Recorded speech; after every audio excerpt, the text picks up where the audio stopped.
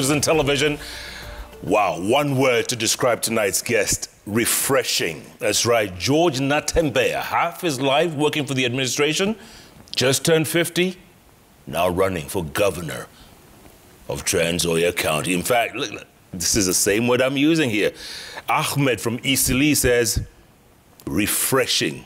I have met and interacted with George Natembeya when he was DCC in Kamkunji. Yes, I was a DC there. Yeah. And we have worked together in Eastleigh as part of the business community. I saw it in him, and congratulations. He's a tough guy, but a courteous administrator. Thank you. people, the manager is the boss. So we treat people with a lot of courtesy. Yes. People see me as a tough guy, but the way I handle the manager is very nice. They leave the office smiling and happy because you solve their problems. But out there, and we are dealing with tough situations also. It calls for you to be tough and be a bit stern. Someone else says here, I'm loving the show. Natembeya speaks my language. Atafanya Natembeya Trans-Nzoia. Karibu sana. Nashukuru. Asante sana. Dr. Njokish is a psychologist. He says Natembeya is a rare gift. Let's give him a chance. Go for it, Natembeya. So humbling. So humbling to get that kind of feedback. But you've also had your fair share of critics as well. Yeah. Especially the other day when you resigned. Yes. You heard Senator Murkomen. We have the sound right? Okay, let's listen to what Senator Murkomen had to say.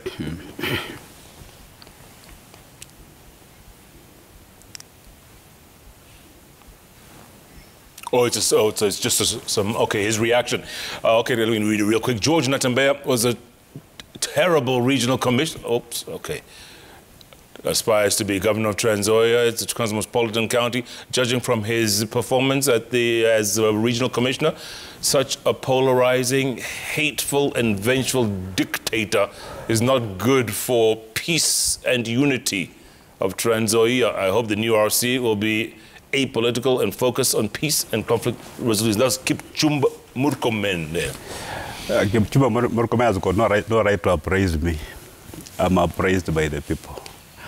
I've gone to, for the last 2.5 years, I've been in the Arts Rift Valley. I've gone to Elgeyo Marakwet County more times than he has. So he doesn't know anything there. He's a malicious guy. And I had run-ins with him when, of course, we were dealing with the issue of the Mau forest. And he came with a very bloated ego. They're used to bullying civil servants. And then he found a rock there. He hit it, got hurt, and gave up Nairobi. He has never forgiven me. But you go to the ground now, that water tower is doing marvelous, doing well. We've saved the Masai Mara Game Reserve. We've saved the 8th wonder of the world, Before I went there, there was nothing. The animal was just walking across the Mara. It was muddy. There was no water because of what was happening in the Mau. The Serengeti Tanzania was having issues with us. The Mau is international. And when you get a leader who is so very, very narrow-minded, they think that because he came and was saying that I'm the government, and I was, what? I thought I was the government here. Yeah, because I was the government. I was running the affairs of government. Then I told you, go back and check. Go back and check again. I think he checked and he was told, yes, indeed, that Natembeya is the government. And we've done well. We've solved that water tower, the largest water tower in this country. So I'm not surprised by those sentiments. But on the flip side, yeah, Murkomen's mouth has been a blessing to me. He basically made me. And I would like him to come to Trans-Nzoia more and speak what he's been speaking in Trans-Nzoia. Because the more he opens his mouth, the more the people love me. I'm basically a regional commissioner because of him. He brought focus on what Natembeya was doing in the Mau, but he was not providing any solutions. If you are educated and you are telling people that rain comes from the skies, doesn't come from trees, dishonesty. And even the other guy, we also had run-ins with him because of the issues of cattle rustling. Yeah, was that Kamket? Yeah, cattle rustling. He knows he's having cases with the DCI. And every time they're invited to reconcile with the DCI, they say that it's Natembeya who has done it. The police operate independently, and they do their own assessment and say this guy is culpable or there's some kind of evidence. I don't have even that capacity to investigate anything. Even the other guys came to Kitale the other day.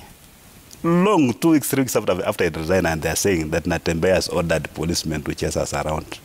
People are just obsessed with me, and I know it's because of the fear.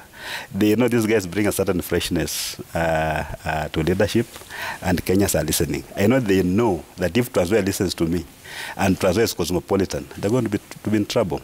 But of course, lastly, I've been in government for 26 years. Murkomen has been in government for just 10 years.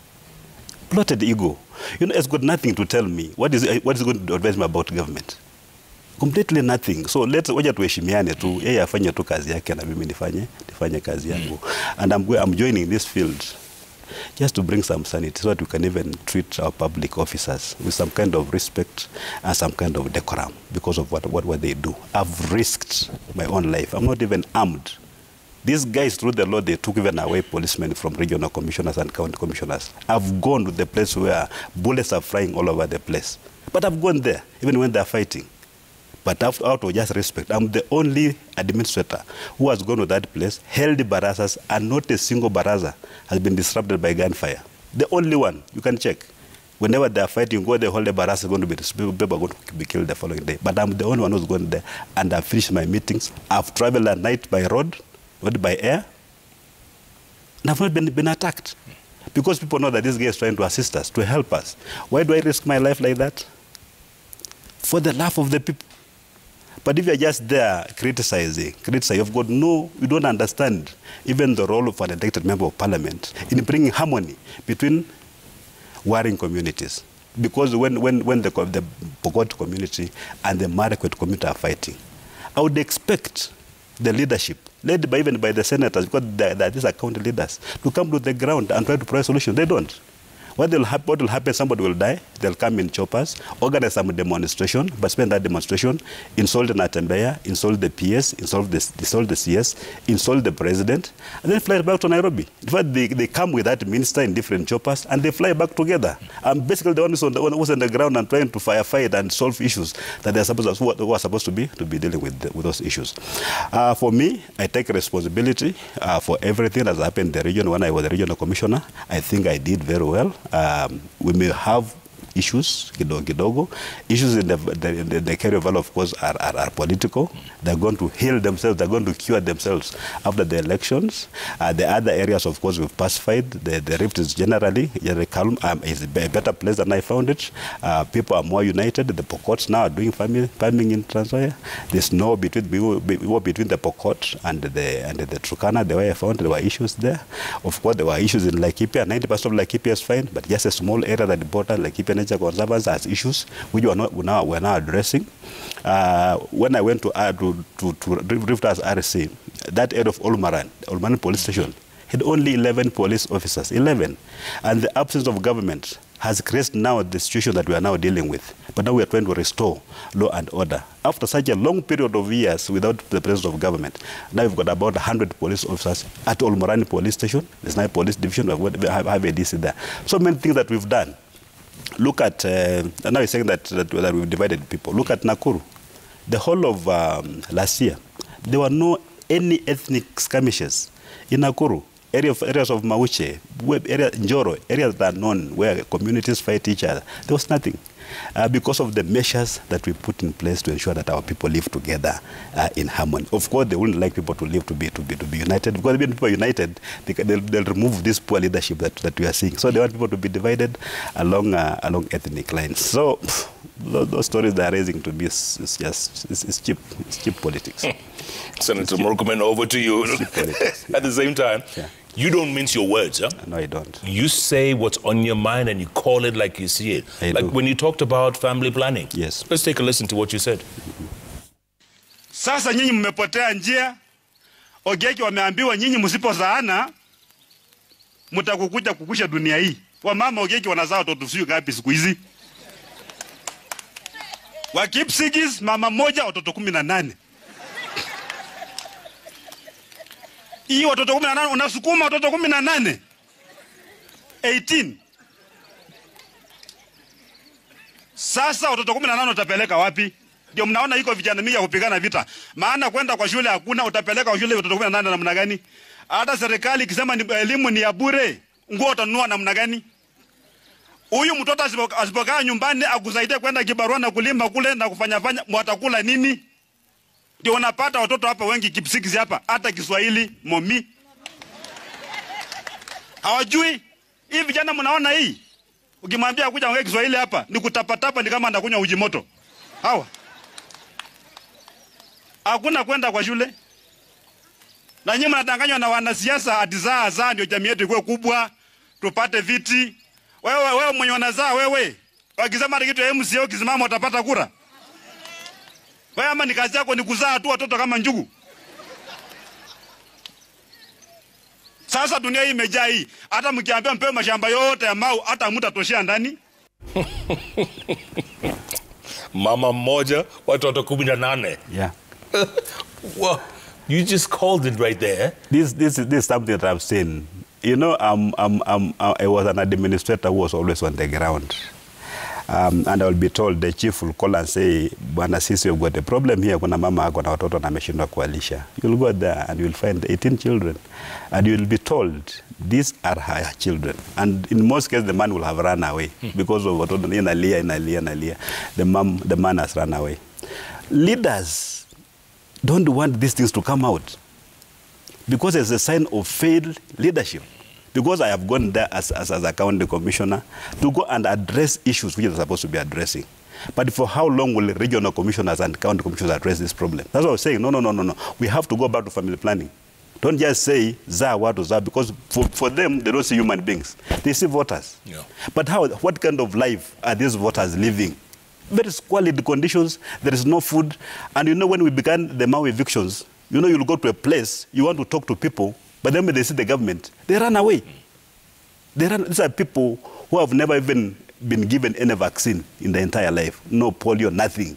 They're just there. They don't go to, because there are no schools in the Mau. You were being cheated that there were schools. They weren't schools. They were calling them mental schools. None of those schools were registered. But the leadership doesn't want that to come out. So when I go there and I speak like, now look at that clip. Where was I abusive?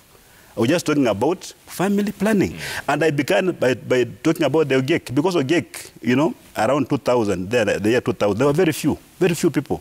Actually, when Mzemoi was giving out land in 1997 to the OGEC, even an expectant mother will be counted, yake shamba yake, and the baby she's carrying. There were that few. There were not many. But now because politicians have told them that if you don't give birth, you're going to be swallowed. People are just giving birth, bila mpango. Who is planning for these children? And I was talking that because the women representative for Nakuru, Madam Cherule, was there, and the member of parliament for Njoro was there. Yeah? It was a challenge to the leadership. Why are you misleading these people to have many children? And even you're just having one. I even asked Charity Kadhambi, the member of parliament for Njoro, how many children do you have? She said 3. But she wants the voter to have 12. Not her, but her ilk, her fellow politician. So it was about just a lesson in family planning. But our politicians being who they are, being petty the way they are, they don't see the message in all that. Yeah? Yeah. They go to what can make Natembeya look like he's a very, very bad person. But Jeff, I want to confirm to you, in my entire 26 years of public service, I have held barasas. That one was the best. People laughed from the time I opened my mouth when I ended my speech. And it was a reconciliation meeting. People had fought and killed each other. All communities were there. And after that meeting, they have not fought again. Why are they talking about Njugu, only Njugu, and not the peace that was brought by that meeting? Because that meeting yielded fruit, and I'm very proud of it. And they can play that thing a million times. I'm very proud of it because of what came out of it. And people have become clever now. They started looking for family planning. And if I was the governor for Narok, actually, I'll put even nurses and to go out there and start giving out this family planning, because people are giving birth. They think that the land is available, yet land is a Gazette government forest. Where are going to be settled? The government said, no, the boundary is here. You can't go beyond here. Where are they going to be settled? Because they are looking at the forest. So we need to be very keen about what the politicians tell us. Take your kids to school, they'll get a job, they'll employ themselves. They will not focus on forest land. That was the message I was trying. This forest land is limited. Even if the government said, let us settle people on the remaining forest and just forget about conservation, that land will not be enough. Can we now look for alternatives? Have smaller families, take the children to school. They can even now look for alternative sources of employment, not just focusing. That was the message. But now guys have run away with it, saying that Natembeya is terrible. He has insulted the people. Now they're using the one who is against me in Trans-Nzoia, that he knows so insult our people. And I doubt if they'll buy it. But you're ready for that, that dirty politics, huh? I'm ready, but I won't play that. I'll just play clean. Yeah, let the people decide whether they're going for clean politics. I'm away politics, I'm atusi. Joshua Kutuni, Mheshimiwa himself, says, this could be the best chance for Trans-Nzoia to rise again. We need a performer, not a politician. We need a liberator, not an activist. We need a man of action. For once, he is watching and listening. Yeah. Joshua Kutuni. Yeah, and he knows what he's talking about. Because if you go to Trans-Nzoia, the only constituency, the only sub-county with tarmac road is Cherangani. That's it? Yeah, it's Cherangani. The other sub-county don't even have a single tarmac road. And the members of parliament are the ones who pass these budgets. When you are passing a budget and they have put 50 billion for roads in this country, and you are saying, I support, because you are a very good member of parliament, what are you supporting? Is any money allocated for a road in Trans-Nzoia? When you say I'm passing, do you check and confirm whether there's a provision for funds to do any road in Trans-Nzoia? So we don't have roads. Kimin doesn't have any tarmac road. Kwaza doesn't have. Endebess, we're basically doing now, Kitale, Endebess Swam, that goes all the way to Uganda. National government doing it, and I don't think if it was the initiative of any elected leader in Trans-Nzoia, it was the initiative of the president himself, that we need to have a road here because we're linking up Kenya with Uganda. Otherwise, we wouldn't have that road. You need somebody who can go and lobby government and network, because even the county government does not have sufficient resources to do some of these projects. Robert Alai, very known social influencer, blogger. He hardly ever writes to me. He says, I love this tough administrator. Natembeya should be governor. People must be disciplined. Asante. Hey, Alai. And the people under discipline is not the ordinary folk. They've done their bit, but they've been let down by leadership. So all government officials working in the county government of Trans-Nzoia, they must prepare to work and work very hard. Because Mr. Bembeleza Punda kwa Muteremuko, working in government is not compulsory, it's voluntary. The moment you accept that, you must deliver. And they're going to deliver. Watu wanaenda kupigia watu wa Trans-Nzoia pole, because they have suffered for too long.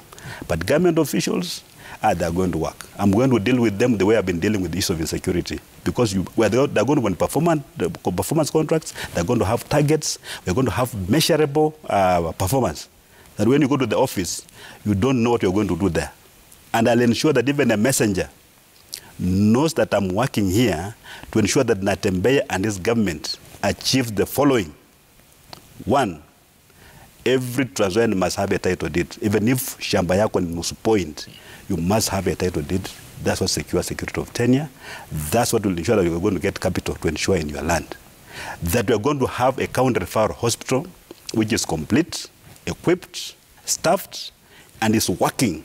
Even have surgeons there, specialists. Even if you're going to get them from Eldoret or wherever, the national government has done an airstrip. These people can even be coming twice a week and they fly back to Nairobi. We'll have specialists there. Our mothers will stop giving birth in maize plantations because they can't reach the hospital, and even if they reach the hospital, there are no facilities there. We don't have roads. We're going to ensure that we have proper roads to ensure that our farm produce actually reaches the market. Today, as we speak, Jeff, you know Trans-Nzoia is Kenya's bread basket, isn't it? Everybody knows that. But the cost of fertilizer as we speak today is 6,000 Kenya shillings. Which farmer is going to afford that? And that's why we talked with the CS for Agriculture, Mheshimiwa Munya, to look into this. The other day with His Excellency the President, we raised this matter. And during my homecoming, I'm having a homecoming on a Saturday. I've invited CS Munya to come, and we believe he's going to make some pronouncement on this. The government is going to do a bit of subsidizing, but I want to promise the people of Trans-Nzoia that if they make me governor, and I'm saying this on national television, that the cost of 1 bag of fertilizer, 50 kilos, will be equal to the price of 1 bag of maize. Today, you have to sell about 3 bags of maize to buy 1 bag of fertilizer. Who will make even? You can't break even. Yeah? And we are saying that as central province has been pushed, because we've got very, very serious leaders. We used to have very serious leaders, they were pushing for guaranteed minimum return.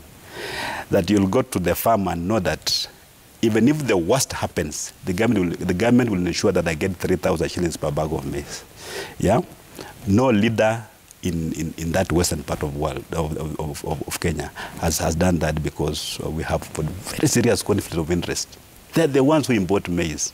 You know, so the time when we're harvesting, they bring in maize and flood the market. We can never ever get good prices for our maize. So we're going to ensure that fertilizer prices, the government is going to do a bit, but as county government, we're going to ensure that we will lower even the prices further, so that we ensure that our farmers get something, retain something in their pockets, and then value addition.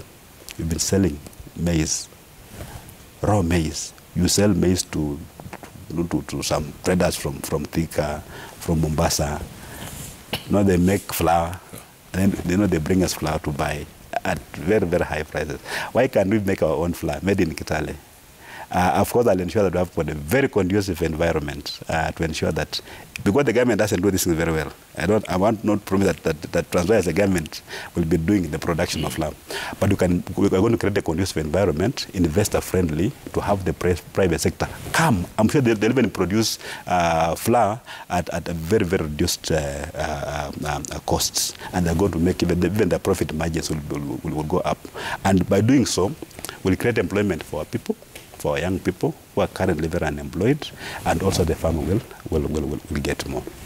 Let me ask you this real quick. Nixon Korir, you're very passionate about forests, obviously. Nixon Korir has this bill in Parliament that if it passes, I mean, I think it's going into its second reading, pass it, basically MPs will have the authority to allocate forest land. It's a disaster. Jeff, it's a disaster. The people taking care of our forest now in the KFS and the Chief Conservator of Forests. You remove the CCF from the management of forests, you have got no forest. You have got no forest. Which member of Parliament will stand up to his people and tell them, we cannot allocate this forest to you if they demand it? It will be yes, yes, you'll have no forest. And yet we are even encouraging our people to plant more trees in their own private farms. Why do I want to be given powers to manage forests? I think the current arrangement, to me, is good. We need to empower the Chief Conservator of Forests even more, not reduce his powers. Because as a country, we are doing very badly. Forest cover is barely 10%. We are doing very badly. So we need to empower these people, not disempower them. But as usual with our politicians, they're looking at the next election, not the next generation. Yeah. And they don't know that they're also going to suffer the same consequences. When there's no water for everybody. Of course, some of them can even buy mineral water and use it for irrigation, isn't it? Yeah. But the other man don't even have water to drink. They've got no idea why they're in leadership. And that's the problem I have with them. You know, this is incredibly refreshing. Let's go to the magic wall to get the response from the people out there. It's been a while since we heard this, so this is well done, RC. James Mwadegu says, so what is your manifesto to transform Trans-Nzoia, especially on agriculture, healthcare, trade, investor attraction, and retention? I've thought about agriculture, what we're going to do, about the issue of title deeds, the issue of subsidizing fertilizer, and so forth. Health sector, we're going to ensure that we have a dispensary in every ward with the medical officer, properly kitted ambulances, and ensure that they're working. Yeah, and all those other that I talked about, I'm not unveiling my manifesto today, but it's very comprehensive. Yeah, and you mentioned all of that, even, you know, getting the surgeons and all that, okay? Chester Nyantika says, what's your focus on? Infrastructure, security, youth, women, people with disabilities? Even youths, like youths in Trans Nzoia, many of them are into border industry. And they are buying borders at very exorbitant prices. We have got Shylocks that were selling borders to them. A border is supposed to go at about 105,000 shillings. They are paying at about 200,000, 300,000 because of the high interest rates. As government, we're going to put money in circles to ensure that our young men borrow money to buy motorcycles at zero interest rate. Just have about 3% administration tax. But motorbike just be selling at about 130,000, not 200,000 the way it's going now. No. We have to empower our people. And Jeff, one of the objects of devolution is to fight poverty. You can't fight poverty if you can't enable your people to do contracts within the county, to do tenders within the county, so that this money is going to people from outside the county. It means money is coming to Trans Nzoia, but because people are doing roads and this other physical infrastructure come from outside Trans Nzoia, then this money is actually being exported from the county. So I'm saying all local projects are going to be done by the people of Trans Nzoia so that money circulates within the economy. And that's how devolution was meant to fight poverty. Not telling people to line up and be given handouts. It's not sustainable. But if you empower your own people to do those contracts, you're paying them millions of shillings, that money circulates within the economy, and our people are going to get rich. Yeah. Absolutely. Teach them how to fish, they'll fish forever. Wakolingutuku, wow, long name. Wakolingutuku says, tell incoming governor entire Saboti constituency has no tarmac road. Road networks in Trans Nzoia is hell over 50 years since independence. How will he address this? All county roads will be done because they're going to seal all loopholes where government funds are siphoned, are stolen. So just taking care of corruption alone, we're going to save a lot of money. So all county roads are going to be done by the county government. But with my networks in the national government, again, I'm going to ensure that all the other classified roads are done by national government agencies, including Kera, Kenha, and Kura. They're going to do roads in Trans Nzoia. We've already begun negotiations. There's a road called Babiton. Tree and tribal clashes in the Rift Valley have been on the rise during his reign. How can he assure the people of Trans Nzoia of their safety if elected? That's a wrong observation. He doesn't have the facts. Yeah. You know, the few isolated incidents that are reported does not mean that it's on the rise. Actually, it's on the downward. And I believe with my colleague having come in, if he picks up from where we left, actually we are going to do very well in terms of security. Nancy Baraza, she's saying, please tell Natembeya, even the used to be prestigious Milimani estate in Kitale has no tarmac roads. It has got no tarmac road, it has got no electricity, it has got no water. Milimani and the neighboring Shimolatewa, there is no difference. Yeah? But we're going to serve everybody. We're going to provide services in Shimolatewa as we provide the same services in Milimani. Because most of the investors in Trans Nzoia actually live in Milimani, but there are no services. So if that place is supposed to be the first of Trans Nzoia, the best place, but there's got no facilities, have got no services, what do you expect of Gitwamba and Gemondo? Yeah? And Giptoro, what do you expect? Yeah, if we cannot get these services in town, how can they be in the outskirts? Absolutely. It's Kipleting says, how is he planning to bring unity and peace in Trans Nzoia, a very cosmopolitan town? That's why I want to be governor of Trans Nzoia, because Trans Nzoia is cosmopolitan. We want everybody to feel part and parcel of the county government of Trans Nzoia. It's going to be the face of Trans Nzoia. We're not going to have any discrimination in Trans Nzoia. And the idea that one community will blame another for their problem is going to stop. Yeah, so it's going to be very peaceful. Okay, we're going to strengthen. It's already peaceful, but I'm sure we're going to tie any loose ends so to ensure that it remains peaceful. That's why I said from the beginning that people will be coming to Trans Nzoia to do benchmarking for everything, development, how people are coexisting and living peacefully, knowledge I have to ensure that we create that cohesion within Trans Nzoia. One more tweet here. They're coming in so thick and fast. There's too many to read, but let's go with Komubere. It says, when a gubernatorial aspirant says that the first thing he'll do in office is take his staff to Kenya School of Government to help them understand their roles, that's someone with proper focus on service delivery. All the best, Natembeya. Thank you. Asante. The biggest challenge for you, though, I mean, you know, people don't like nice guys. You seem like a decent fellow. You seem to talk, good talk. Yes. But out there, it's a different story, yeah? Are you ready for the kwa ground? Mambo ni different. Mambo ni mazuri. And I'm talking to my people. And I have an interest in Trans Nzoia. So I want my own even family to live well. And I've dropped all this. I've stopped all this. Nimeweka chini kila kitu. My own personal comforts nimeweka chini. Sio ujinga, because I know Mungu amenibariki. So pia nahitaji kubariki watu wetu. That's why I'm going to the ground. What I've said is that I'll be elected this year. I'll serve for 5 years. I'll not campaign in 2027.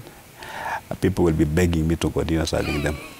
That's my hope and that's my prayer, and I'm going to do it. I just want people, even that common mama, who doesn't know what government is, to that know, they're supposed to be government. Because for all this, they've not seen government.